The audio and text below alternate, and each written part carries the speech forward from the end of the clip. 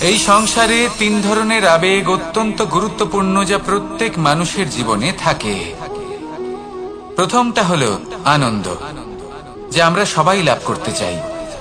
দ্বিতীয় হলো ক্রোধ। এটা তখনই আসে যখন আমরা আমাদের উপর নিয়ন্ত্রণ হারাই বা কোনো পরিস্থিতি আমাদের প্রতিকূল হয়ে থাকে। তৃতীয় হলো দুঃখ।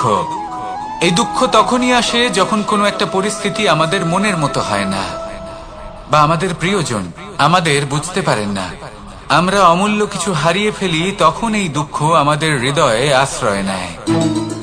এই তিন আবেগ হলো এমন যে আমাদের জীবনে আসতে এবং যেতে থাকবে। কিন্তু এই তিনটি আবেগের বিষয়ে কোন কথাটা মনে রাখতে হবে সেটা শুনুন। যখনই আপনি আনন্দে থাকবেন, প্রতিশ্রুতি দেবেন না, কারণ যখন মানুষ আনন্দে থাকেন তখন তিনি নিজের বিবেক বোধ হারিয়ে ফেলেন। দ্বিতীয়ত, যখনই আপনি ক্রুদ্ধ হবেন, উত্তর দেবেন না, কারণ ক্রোধের বশে যে উত্তরই দেবেন সেটা শুভ হবে না। তৃতীয়ত, যখনই আপনি দুঃখী থাকবেন, কোনো সিদ্ধান্ত নেবেন না, তখন নিজের মনের ওপর, নিজের কর্মের ওপর, নিজের উপর নিয়ন্ত্রণ রাখতে চেষ্টা করুন।